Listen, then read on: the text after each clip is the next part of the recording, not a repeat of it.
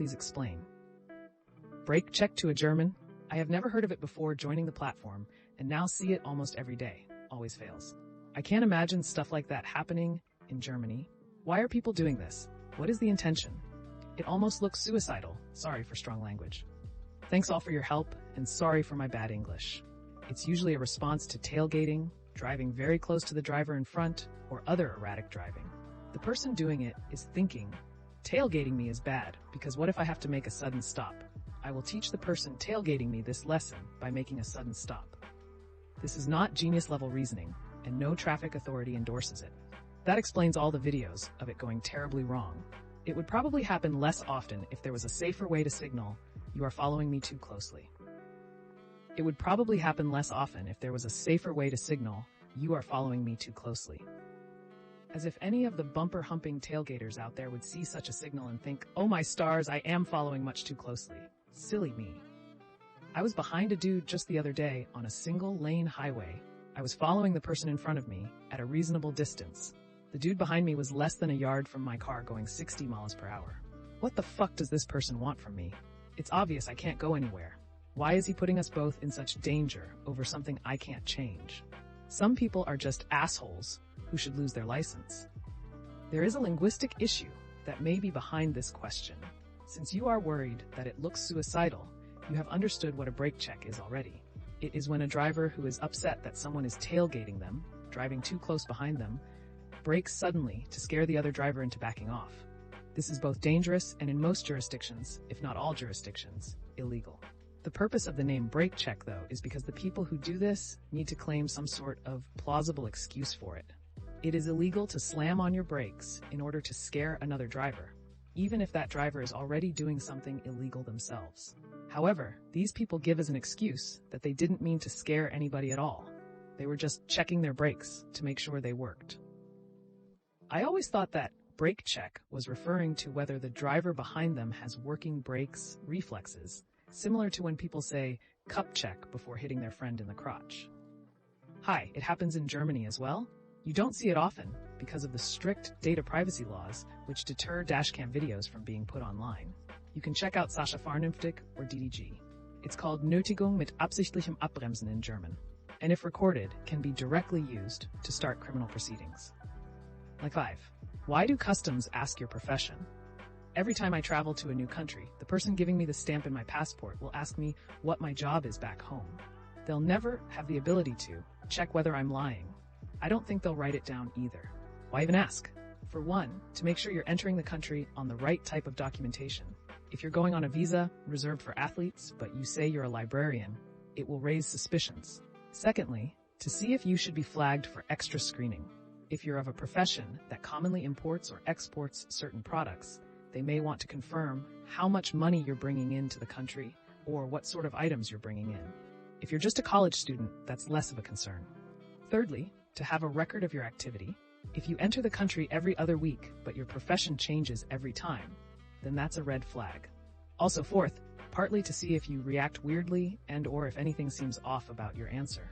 Ditto for a bunch of these little questions they ask. I feel like this is a big one. In my experience, it's often one of a stream of questions that are easy to answer if you're doing what you say you're doing, but might make lying more noticeable. My job doesn't have an easy one-word descriptor. Best think of it now before I travel, huh? Also, for biosecurity reasons, like if you're a farmer that had been doing a work visit to or from a country with foot and mouth disease, they'd need to treat any gear or boots you bring with you. Explain like I'm 5. Why did big airplanes go from 4 engines to 2 engines? 2 large engines generally are far more fuel efficient than 4 smaller engines. However, historically, aviation regulators were initially unwilling to allow twin-engine aircraft to fly extended distances far away from a diversion airport, fearing that a single-engine failure could progress to a double-engine failure. That's part of the reason why many of the earlier transoceanic flights relied on large 3 to 4 engine aircraft running between large airline hubs, a hub-and-spoke network. As time went on, aviation regulators became convinced that jet engines, maintained under stringent procedures, are reliable enough that flights that might travel 2 to 5 hours away at single-engine speed from a diversion airport don't pose a notable safety risk. These ETOPS rules paved the way for long and skinny point-to-point routes using smaller twin-engine jets. Modern twin engines can produce more thrust than two of the old quad configurations. ETOP stands for Extended Range Twin Engine Operations Performance Standards, or as those in the industry know it, engines turn or passengers swim. And funny to me, the plus 70-year-old B-52 is due for an upgrade with new super fuel-efficient engines going from 8 engines to 8 engines. Yeah, they looked into going to a quad configuration, but I guess it was too extensive of a redesign to re-engineer the engine pods. I think clearance under the wings is also a concern.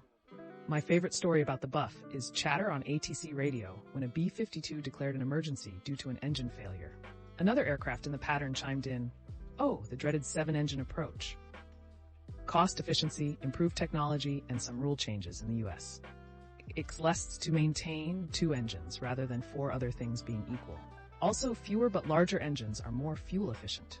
Technology has also improved such that engines now rarely fail. In the past, there was a rule in the US that flights that had to go a certain distance from an airfield or over water had to have more than 2 engines. In case of failure of an engine, the plane must be able to remain flying. Once the rule changed, airlines and plane manufacturers made the switch to 2-engine planes. Nowadays, a 2-engine plane must still be able to fly if 1 engine fails. Explain like I'm 5. How are all locks keys different when mass-produced? Recently moved to a gym that uses padlocks for locking your stuff. They sell them too for an inflated price of $35. Jokingly, I tried my key on a friend's lock and one more random one. Of course it didn't work, and it made me curious.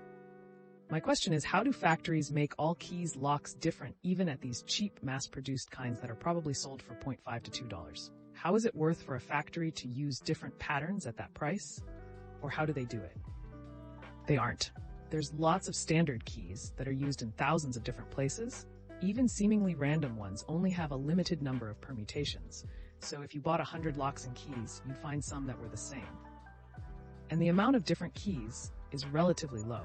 A standard lock probably have 5 to 6 height and 4 to 5 pins, provided the high 6 and 5, that is 66 6666 7776 different keys. But wait, some cuts are removed from the set. They avoid drastically different positions, so a 1 followed by a 6 is not valid, too hard to insert or remove the key. So the 6 height is 5, so 3 125 keys, but some more are removed, like all same height, so closer to 3000. And that is a high-ish security lock. Many locks are 4 height and 4 pins, theoretical 2 and 56 keys, less the removed from the set. US standard home locks, not high security in the slightest, are 7 or 9 cuts depending on brand, with 5 pins. 16,807 combinations. Really big jumps are harder to insert, but still produced. Call it 16,000 if you like. With 2 popular keyways, the result is above 75,000. They aren't. When Masterlock makes a new padlock, there are only maybe 200 different keys for that padlock that they make. Enough that it makes it unlikely someone would just so happen to have the same key as you. But it's not impossible. Same thing goes for car keys too, though. With the advent of more digital cars, that makes it more complex. But back when those keys were nothing other than a remote control, it was possible to find another car of your make and model that you could unlock with your key. They're not all different. I once walked up to my car, unlocked it, and sat down before realizing it wasn't my car, just an identical make model that somehow worked with my key. This was before keyless entry. I have to imagine that those can be much more unique than a physical key. Well, they're not all unique. One key will work for a lot of that make of lock. If you're using a $2 lock security, isn't really that important? Explain like I'm 5. Why will drinking 6 liters of water in 3 hours kill you? Your blood needs a certain concentration of certain things for it to keep running your body, right? Like how you get cramps if you get low on potassium. Drinking too much water dilutes those things. So it's like if you've got a nice tasty glass of Kool-Aid with just the perfect amount of sugar and flavor mix, it's exactly what you need it to be. But if you add a bunch of water to the glass without adding more sugar and mix, it's going to be so bad you can't really even call it Kool-Aid anymore. It certainly isn't going to serve its purpose anymore. That's basically what you're doing to your blood if you get too much water. But instead of tasting bad like the Kool-Aid, it stops doing what it needs for your body. This reminds me of this death in the UK. The girl took MDMA, but it was the massive amounts of water she drank that killed her. htn.wikipedia.org/bets. I was a similar age to Leah Betts when that happened. Loads of my generation immediately stopped taking ecstasy because of her.